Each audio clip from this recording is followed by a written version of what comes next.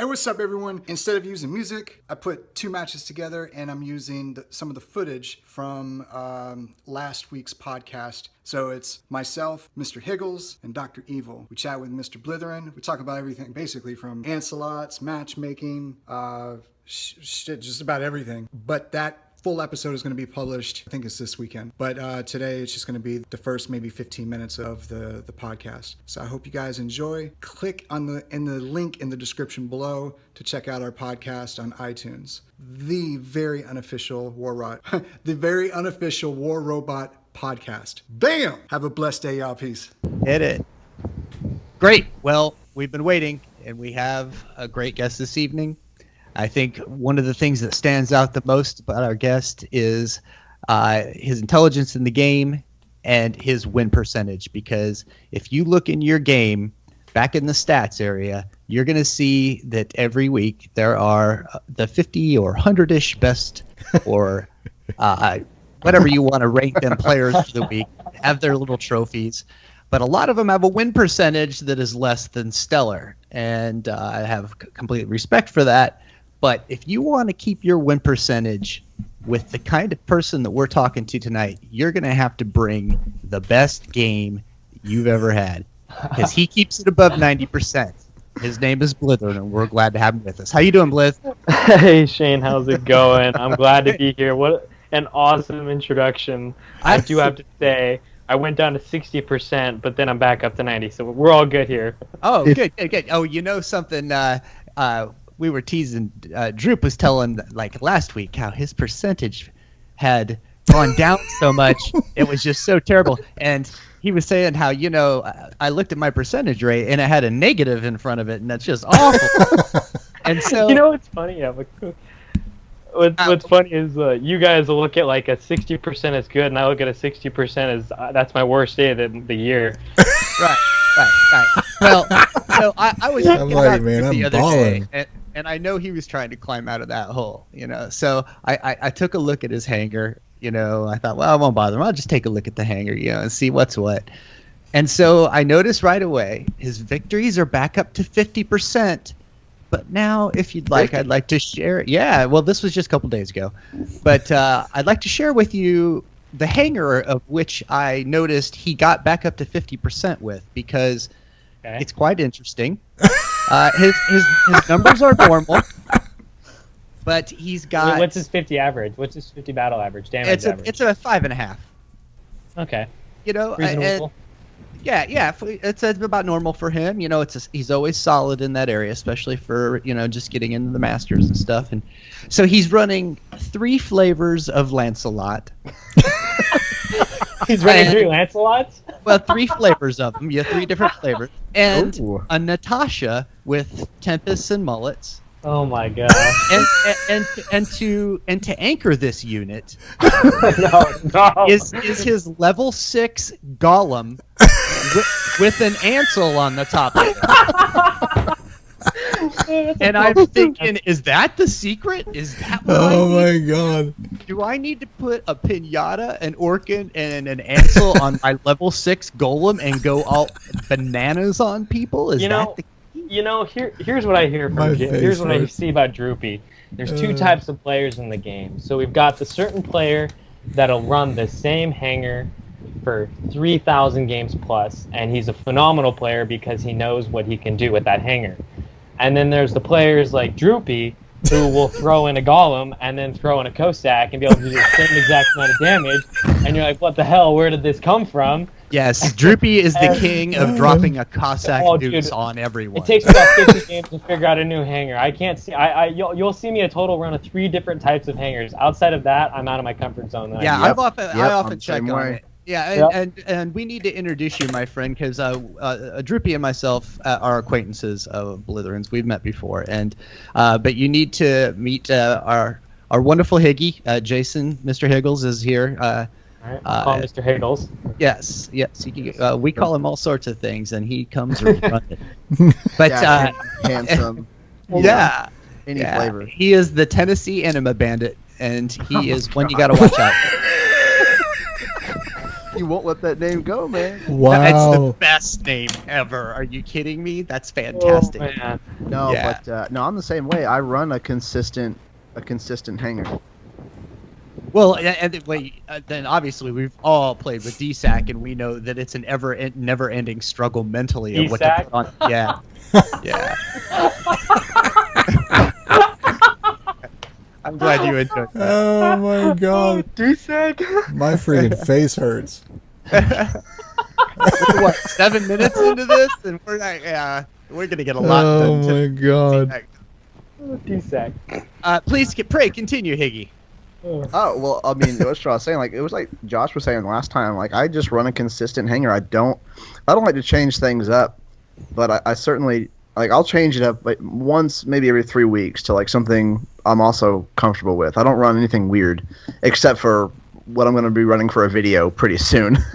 Yeah. Well, yeah, and that's one of the things Blith told me real early on when I was talking to you, Blith. You were like, I run a few things that work at championship level, but beyond that, it's just for videos. Yeah. Yeah.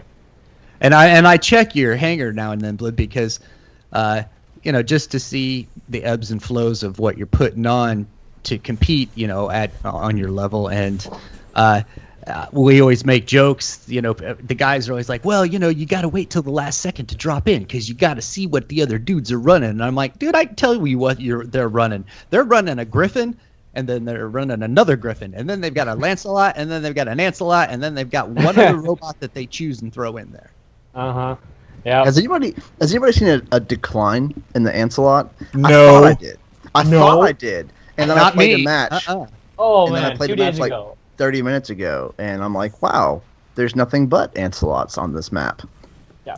I'm going to say a quick story. About 2 days Yes. ago, about made me want to quit the game. I took on no ton of respect to Noob Clan. We love each other. Vice and Noob, we love each other. It wasn't Sure. actually a full Vice. It was a mix of Vice and PHL. We found Noob Clan on Power Plant, Beacon Rush, and they had good spawn. We had hill spawn. So obviously, chances of winning that game are 30%. So. Man, you're not kidding. That's a hard start. We found Noob. Okay, so mind you, my hanger, we had about 12 lances altogether. Noob Clan had 20 of those. 17 were Ancelots. Maybe I want to quit the game there. Oh my god. Yeah. Yeah, Oh, and man, let me guess. Oh. The remaining robots were Griffin and frogs. Leos with geckos. Oh, I wish. No, that's just fodder Griffin right there. frogs, dude. It was Don't just- don't run a Leo in higher league play. It's just to get extra damage for me. Yeah, that's what I keep everybody saying, but I still see those dumb robots out there. I love them. I get happy when I see a Leo. I'm like, ooh, 200,000 more damage for me. Yeah, I've probably not the first time you've said that. But I'm telling you, it's Always gonna get to the point to where people are gonna be branding those with Ancelots as those are the same people that are camping with their their spirals and hydras or geckos. You know what I'm saying? Like every time that an Ancelot drops in, oh, you're that guy, and I'm starting to see that on Facebook a lot.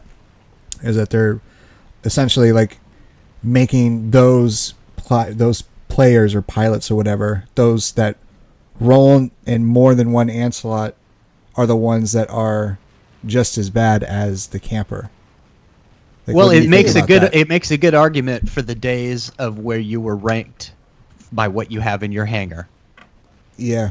Not to say those were better days. I'm just saying. The problem is though, like people are going to use what works. Like an hour ago, I ran a game, Dead City. Okay, there was a Fujin that had 3 Hydras on it, so I went straight for center in my Ancelot, and then I did not want that Fujin interfering with the rest of my team because no one else had Ancel shields, so I went after it, and I was able to take on that Fujin and 2 other Griffins by myself in my Ancelot for 2 minutes. Wow. Killing the Fujin, killing a Griffin, and almost killing the 3rd Griffin. It works. Yeah. Then that's the disgusting part about it. Is people are going to use what works. Especially if you aim real well. So, you guys are probably thinking, I'm going to ramble right now. So, Yeah. Go ahead. But now, right now. Please do that, because soon I'm going to say the words update 3.1, and that's going to start more rambling. So get what you need in.